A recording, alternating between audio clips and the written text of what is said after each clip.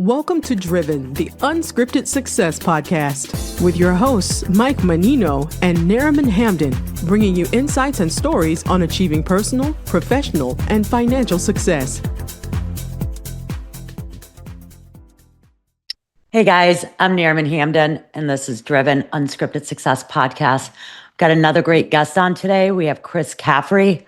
He's zooming in all the way from Fort Worth, Texas. Chris played Division I baseball for 4 years, played Division I baseball, and for 4 years he played professionally. He has his real estate license. He is an investor, and he's also a coach. Hey, Chris, how you doing? Hey, Nariman, how we doing? Good. How's Fort Worth treating you? Fort Worth is great. Straight transition from winter to summer, no spring here. But outside of that, yeah, it's a great place to be. That's awesome. I'm all the way in Naples, Florida, so I've got the nice tropical weather. Jealous. So yeah, it's hot and steamy. I'm sure that's the same way as Fort Worth right now. Exactly. So awesome. So why don't you start by telling us a little bit about what you do and your background and how you got to where you are today? Yeah, I'd love to. So currently I coach around 50 clients who are active investors, a lot of them shifting from single family Airbnb flips, into multifamily, larger commercial deals, right? Storage units, RV parks, mostly apartments. And, essentially, we do a lot of syndications, right? And I'm sure you've talked quite a bit about that on your podcast. I know you do that as well. Mm-hmm. But, so most of my clients are looking to be on the general partner side of things, which basically means the operational side, right? And we help them connect with limited partners and investors and kind of make that match made in heaven to give everybody a piece of the pie, some more on the operational side, some more on the passive mailbox money, as I like to call it, side of things. But yeah, so I've been with that company a little over 2 years ago, but rewind, my background really is in sports, baseball specifically. Ever since I was a little kid and drove by Yankee Stadium, originally from New York, I looked out the window. I said, "That's my stadium." My parents said, "What?" I was 2 or 3 years old, and I was like, "That's my stadium." And so ever since then, I can remember that's all I wanted to do. Now, granted, I never made it up to the major leagues. I played some pretty high level professionally, but never got quite to the main goal. But really, the reason why it's all connected, and I even bring that up, is I'm really big on like holistic, you are who you are holistically, and it really transfers into everything that you do. And nothing is wasted if you don't let it. So for me, really like the tenacity and grit, determination, hard work, kind of character building that, that kind of pursuit, equips you with, has been instrumental in my success and career on the real estate side of things in the last couple of years, and things have happened pretty quickly. Playing at the professional level, you're playing 6 days a week. The seventh day is usually a 10-hour bus drive. Good gosh. Your body's, you're playing through injuries, you're in a challenging situation. And, after that, really, most things are relatively easy, mentally, right? At least. Yeah, for sure. So it's actually funny the way that I got my job. It was a startup company at the time, and they were making some hires, and I was not at all qualified for the position that I'm in now at the time. And there was an interviewer, and she was a tough cookie. She gave me some hard, and she basically goes, why should we give you this job? Like, and basically, there's going to be a lot of your clients are going to be upset with you at times. They're going to be disgruntled or whatever. Like, how are you going to handle that? And so I couldn't help but smirk a little bit and come to mind, when we're playing Mississippi State or, 15,000 fans telling you that you suck, and you're just like, you got to perform it, like physically perform under pressure. And then at the professional level, you have a bad couple of days and you get traded or you get cut or released and no explanation. So for me, I'm like, to me, that's pressure. Like, one person not liking me too much isn't a big deal. Right. So entire stadium chanting. Exactly. It's totally different. Yeah. So for me, that was it's really cool how my baseball career specifically got me positioned to where I'm at right now. And then just a little bit, and I know you got more questions, so I don't want to monologue too long here, but um, several months into coaching on the syndications and commercial side, I was like, you know what, I need to get on the front line. So I got an RV park with a couple of investors. It's doing amazing. Our winter months were better than previous ownership summer months, and that's a credit to a couple of partners I'm working with on it. And that's in North Carolina, Jonesville. It's 27 or 26 acres, 57 sites. And then I'm currently in contract on a little 22 unit deal and was almost closed a 119 unit deal a couple months ago, but some stuff in due diligence kind of made us change our mind. But anyway, Sure. so very active on the front lines as well. Yeah, that's fantastic. And the Carolinas are a fantastic market Yes. for investing in multi-units in pretty much anything out there that's real estate related. So let me ask you, when thinking back, are there any moments that you'd say really changed the game for your career? Yeah. Definitely when I had double shoulder surgery. Oh, jeez. Yeah.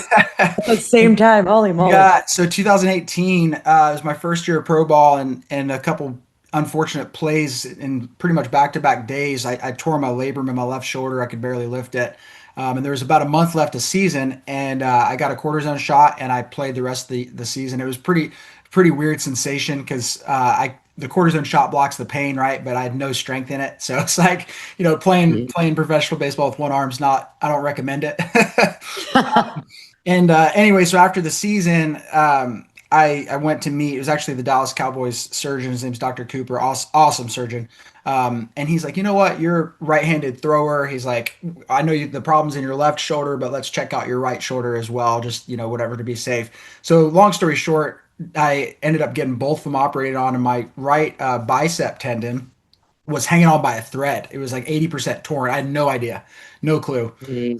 Yeah. So Gosh. anyways, same time they took care of both of them, and the reason why that was really a game changing moment for me. Like, granted, I was able to recover and come back and play more, but it made me really slow down. And really focus on like who I am as a person, not just an athlete. Because your whole life you are just playing sports, you're performing, and you're just kind Sure. of tunnel vision. Like, this is who I am, this is what I do, and so I was forced to really take a step back. And yeah, the specific moment that was pretty crazy was it was a couple of days out of surgery, and I throw some swim trunks on, and get in the bath. I can't take a shower yet, both shoulders, and I'm sitting there, and now I'm trying to get up, and I realize I can't because I both Can't shoulders. apply pressure to get up. Can't push myself up. So it was in that moment where I was like, you know what? Like, I need to I need to really like take a step back, like trust God with my life, and stop trying to make everything happen in my own ability. And that was just a really transitional moment for me, for sure.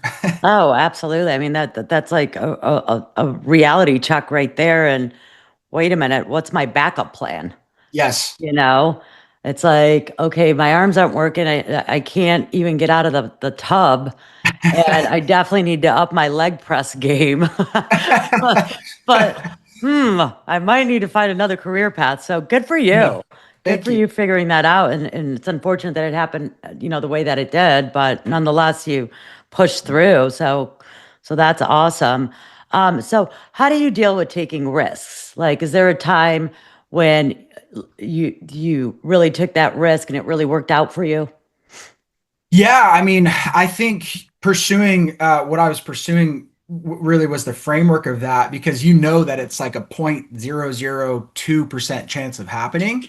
So there's that thought in the back of your mind, is like, am I just wasting my time, wasting my life? Like, if this doesn't happen, what do you do? Because realistically, for people who don't know, minor league baseball, you barely make enough to survive off of. Like, you Sure. take care of all your expenses and stuff, but your pay is like ridiculous. So for me, it was like, okay, I can do a lot of other things and put myself in a better position, but that was the dream. So for me, I've always kind of been a plan A kind of guy. Yeah. There's definitely there are some faults to that, right? You sometimes can get yourself in as, man, I should have probably had a little bit more of a backup. But yeah, so for me, I'm really okay with if I feel like this is really something that, I'm equipped to do, I want to do, it's in front of me, I have an opportunity to do it, then I'm all in. I'm like 100% kind of guy. I've pretty much never turned off. So with that said, I think there's certain things real estate, if we're getting more real estate specific, like right now, today's market and economy, I'm not reckless, the big difference, risky and reckless, but Sure. I won't get into something that's not cash flow positive day one right now. Traditionally, as you know, like syndications, value adds, things like that, people would get into Sure. underwater projects and turn it around. But right now, I'm like cash flow positive day one, or I'm out. So yeah, risky, but not reckless. Yeah, that's for sure. And especially in the way the market is today with all the political uncertainties and the buyers are not they're not in a rush to buy anything, and the sellers aren't understanding that the market is not where it once was. So you've got, both sides and trying to, and it's just readjusting, you know what I mean? The market's Mhm. readjusting itself, but yeah, I totally understand that. Everyone hits a bump in the road every now and then. Can you share a time or things that didn't pan out and how you got through it? Yeah, yeah, I think so. Two deals in a row actually. On the real estate side, I had a 197 acre RV park slash campground under contract. Beautiful, really cheap, and we had all the money raised, committed. We didn't obviously take any of it, but about a week or two before we were going to close, all these quotes started coming in for like the expansion that just blew us out of the water. It wouldn't make any sense. So we had to just get out of there. And then right after that, 119 unit portfolio looked like everything was like falling in line, and then that didn't work out. So, and then this 22 unit deal that I'm going to close here in a couple weeks, that deal probably looked like it wasn't going to work initially. So I think what I've learned through those times where like it doesn't work out is it's like, and I learned this big time in my sports career, right? Like you realize that life is not fair at all. Sure. And That's it's for like sure. there's not like this like formula or equation where it's like, hey, if you do this, you're guaranteed to get that. But what I have learned is that if you show up consistently every day, with the right mindset, with like unbelievable confidence, and you just can do mentality, as cheesy and cliche as that is, It's you're true though. yeah, yeah. You're gonna put yourself in a much better position and have much more opportunities. So, I think you just have to turn every downside or every situation that seems negative and add it to add it to strength, right? Sure. Absolutely. Absolutely. So what's a skill or habit you think doesn't get enough credit for contributing to your success? Hmm. I mean, I think there's a quote actually. Let me pull it up that I was looking at earlier that I feel like is so good. Um, and a lot of it is really just like focusing on you as the product, right, versus like the Sure. goal itself. And this I feel like encompasses that. It's Jim Rohn. He says, success is something you attract by the person you become. For things to improve, you have to improve. For things to get better, you have to get better. For things to change, you have to change. When you change, everything changes for you.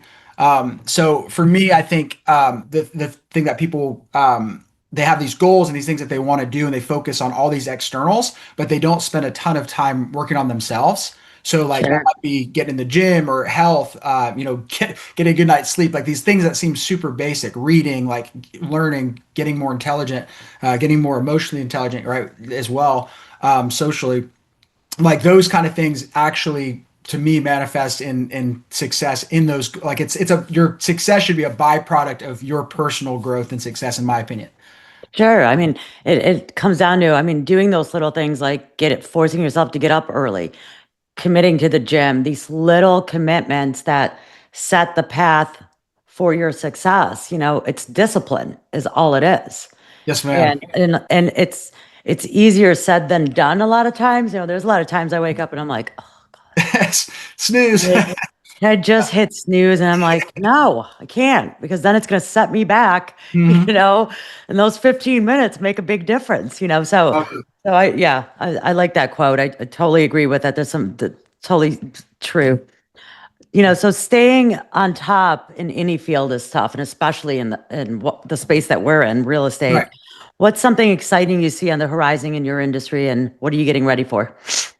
Great question. I think, practically speaking, everyone's talking about all the debt that's coming due in commercial real estate. So, that kind of forecasts like a big buyer's market at some point. So I'm getting ready for that. But for me, I'm excited about really strategic partnerships. Like I've got a couple of really high level friends that I've made in the industry.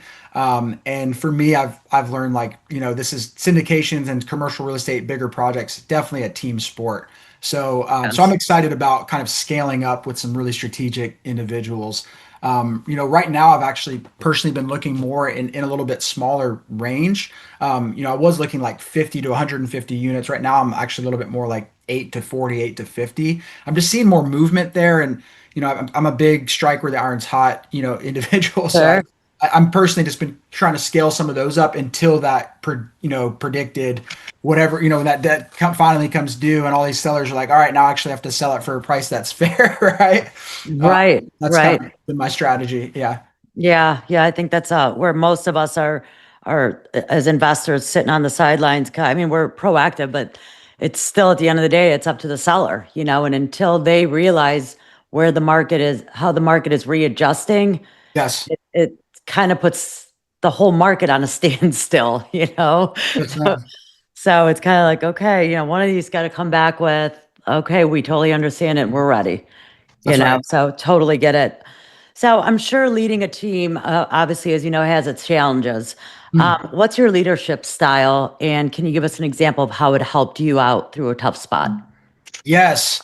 So, it's funny because naturally I lean a little bit more like on the warm side. Like if it was up to me, I'd just be a big teddy bear. But what I've learned through like leadership and kind of working through adversity challenges like that is that's not what everybody needs. I had a coach who said one time, it really encapsulates it well, is that some people need a kick in the butt and other people need a hug, right? And you just kind of have to Sure. discern who needs what. Those who are really hard on themselves, like sometimes they just need a hug, and sometimes people Right. who are just like really, sometimes Come here, people. bring it in. That's right. And then sometimes people just really need a swift kick in the pants, right? And Sure. I think I've started actually probably lean a little bit more on that side. There's a video that was circulating that I loved, and for basketball fans out there, everybody knows Jason Tatum. So Mhm. there's a play where he actually ended up getting hurt afterwards. I hope he's doing all right. But before this, he wasn't actually hurt, but he fell down, was like being pretty dramatic, was kind of like laying there, and the medical staff was like getting off the bench and was going to go like tend to him, and the head coach, you can see like you see him telling them like back off, like don't go to him, don't go to him, and then you just see him yell to Jason. He's like, get up. He's like, get up. Right. And he gets up, and he's good. And the moral of the story is, sympathy, like I get it, there's a time where that's needed and valuable, but really people need you to believe in them. Yeah. And I think to me, when you can show like, hey, I believe in you, like you're bigger than that, you're better than that, you're more than that, in a way that's not like demeaning or destructive. I think that's actually what people need. So I think my leadership style now is a little bit more along the lines with that analogy of just like a, hey, like get up, get up. Right. You're fine. Let's Yeah, move. you're good. Let's do it. Yeah, Lick your wound. Let's go. It's not broken. that's right. That's right. Totally. And some people, people need that, it's like they'll fall and then they're like embarrassed and ashamed that they fell and but it's like everybody falls. If you don't fail, you're not succeeding. That's So right. you're not trying. So get up, try again. You'll be fine. That's right. It's a great So point. yeah, I totally understand that. So, when you're building your dream team, what's one trait that you look for and Mm. why? Yeah, I would say like adaptability, because what is that saying? Adapt or die, right? Like I think Sure. real estate, right, especially, right, market's always changing, scenarios are always changing. You're talking with different sellers with different personalities, different intermediaries. So I think on a coaching staff or like a team where you're leading people, and you have all these different personalities, I think honestly, adaptability for me would probably tie into emotional intelligence. So I would say Sure. that might even sneak into my number one, emotional intelligence, like being able to read a room, to read a conversation, to read cues. I think that's very important to me personally. Sure, sure. And how do you encourage your team to think outside the box and bring new ideas to the table? Mm, yeah, that's a great question. Yeah, I think that, real estate specifically, the best deals I feel like are creatively financed, right? Whether that's like seller financing or you keep the guy in Hmm. as a partner or things like that. So I think like when you give people the freedom to make mistakes and you can help them detach that from their actual identity, it's like what you do is not necessarily who you are. Obviously, what you do consistently is who you are, but like it's okay if you come up with an idea and it sucks, like Right, right. actually one of my friends was telling me that how Pixar, the animated studios with all these blockbuster hits, Sure. how they basically will have an idea and they'll have like everybody on the team just blast it every possible way they can. And just like at first, people were super uncomfortable and like, offended and like, hey, that's my idea. Like that, Yeah, but eventually they started to love it and they would like change a scene and change the dialogue and change the script like so many times because they were just like, we got to get it right. And so that comes with a culture of like, just being really candid, just, being honest. But if you do it in the right way, like if your motive is pure and like you have the best other person's best in mind and the team's overall best in mind, I think it's received well. sure, sure. Absolutely. So what's a day in your life look like? How do you juggle work and play and everything else? So walk us through a day in your life. That's a great question. So typically get up, not super, super early. Back in the day, I was definitely one of those, 5 o'clock, 5:30, 6 o'clock guys. Now, probably 7 o'clock, wake up, do some reading, do some prayer. I'll get outside and stretch a little bit, do a little grounding, Nice.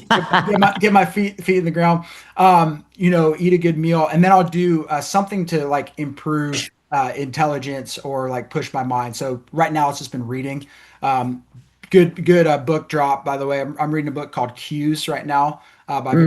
Edwards, and it's all about like verbal, nonverbal cues, just like how to communicate. Anyways, really good book. Um, Nice. and then my work day officially starts at 9 my time. We have a staff meeting, and then I'll usually have 6 or 7 individual coaching calls, a couple group calls throughout the week. And then usually I'm trying to find an hour or two within the day, that I am actively pursuing, really what I'm coaching, right? Opportunities for syndications or buying properties, ways to kind of take things to the next level in my own like passive income journey. And then training wise, I've really taken that very seriously. Like I take my health really seriously. I Sure. spend a ridiculously, probably too much money on my health, but I've realized, like I was sharing with you Your earlier, health. yeah, it's like you're your best product. Like if Right. you don't take care of you, like it's just not going to happen. So I'm training probably 6 days a week, and I eat pretty clean, have a pretty good supplement routine, and then I look for play.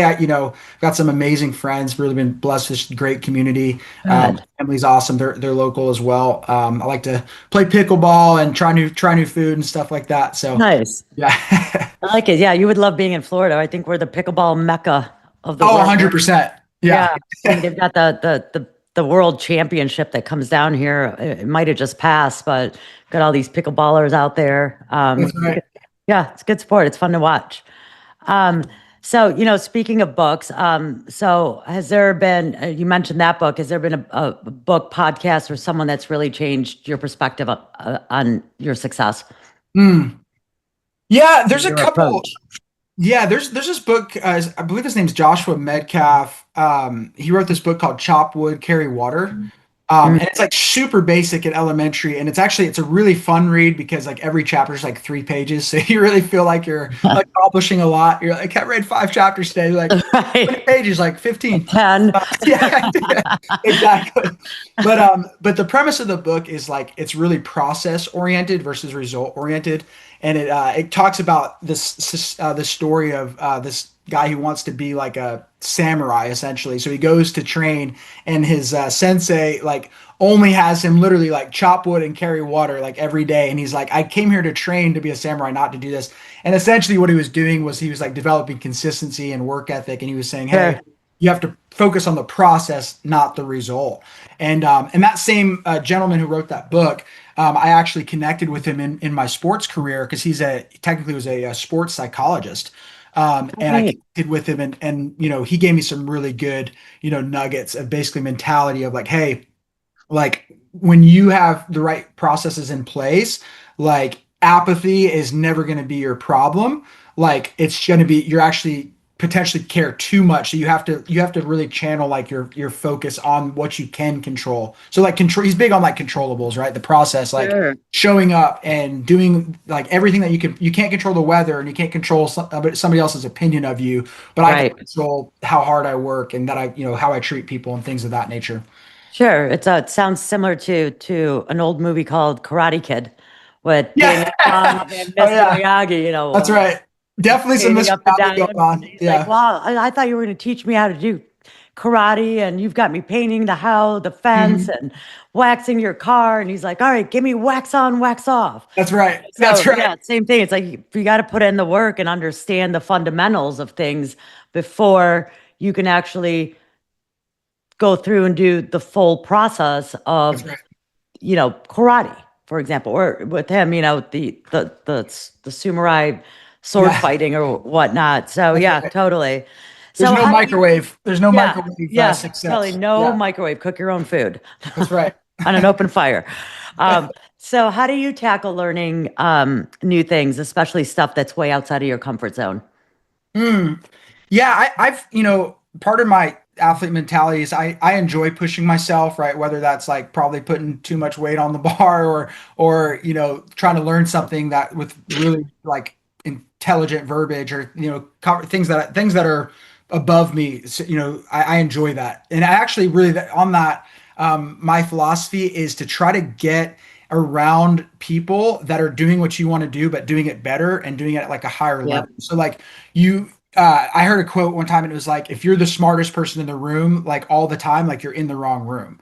Right. So I ultimately want to be, I don't want to say the dumbest person in the room, but I want to be, I want to Right. be in environments that are producing growth. And it's just, you hang out with three clowns, you're the fourth clown, you hang out with Sure. so for me, I think proximity to individuals is the highest, fastest, most efficient way to grow. Outside of that, yeah, reading. I think I was talking with my buddy and I was like, hey, if you just read 20 pages of a book a day, like by the end of the year, you probably read 25 books. Um, Right. and just the compound effect of that on just intelligence, knowledge is profound. So yeah, I think number one, I would say proximity with high level people doing what you're wanting to do, and then number two, I think reading and just consistently putting yourself into positions where you're, like you said, not comfortable. The best Sure. thing, this is like number one rule of sales is like the best thing for people is outside of their comfort zone, and people will fight to the death to stay in their comfort zone. So Absolutely. Yep. yeah, It's being able to push yourself outside of that comfort zone and not just, and it's hard. Sometimes the older you get, change is hard and people don't want to change. They're happy where they are, they're content, but they want to get to this level.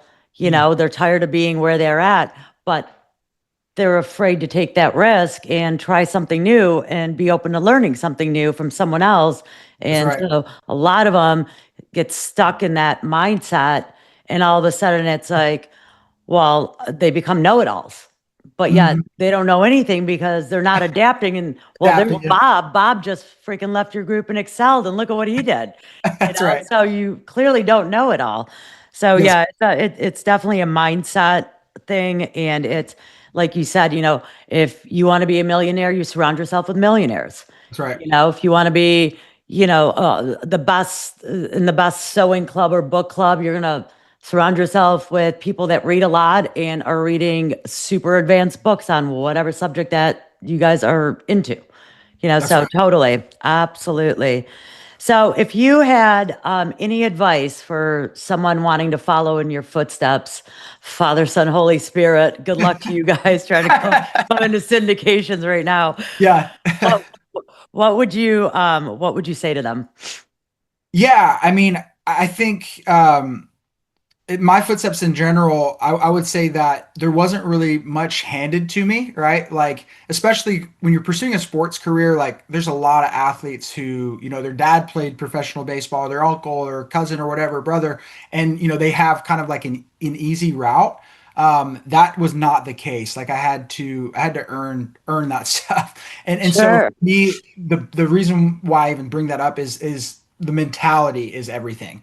It's the mindset is everything. So I think like if you want to be successful in anything, you have to like have the mentality that is focused on, the process. It's focused on like not external uncontrollable aspects, but you. Like what can I do to improve each day? Consistency, right? Kobe used to say Sure. try to get 1% better every day, which is an attainable goal. So yeah, I would say figure out how to get really, really consistent. Figure out how to develop a really insane amount of confidence and self belief. Get rid of all like self limiting beliefs and doubts. And then surround yourself with people that are doing it and have done it, right? Like people that have not done it and are afraid to do it, they're going to tell you that you can't do it. Right. Limit that circle to people that are doing what you're wanting to do and get around them, and it rubs off. It's contagious. Uh, Sure. yeah, Sure. It comes down to no excuses. yeah, It's just go after it. that's right. Well, I appreciate you coming on. I really enjoyed having you on. You're easy to talk to and you're very engaging. If anyone wanted to connect with you, how do they connect? Yeah, I appreciate that. It's been a blast. So yeah, I mean, I'm on social media. My Instagram is Chris, letter D, Caffrey, my last name. I'm usually pretty responsive. I'm on LinkedIn as well. I do get about 100 messages on there, and honestly, Sure. I'm super glad we connected on there because it's very hard to get to all of them. But LinkedIn, you're welcome to follow me there. And then outside of that, yeah, I'd say those are probably the two best options. Awesome. Well, Yeah, thank you so much for coming on and thanks for listening, guys. We'll see you next time. thank you. Thanks for listening to Driven, the Unscripted Success Podcast. Want to share your story? Apply to be a guest at drivensuccesspodcast.com/guest.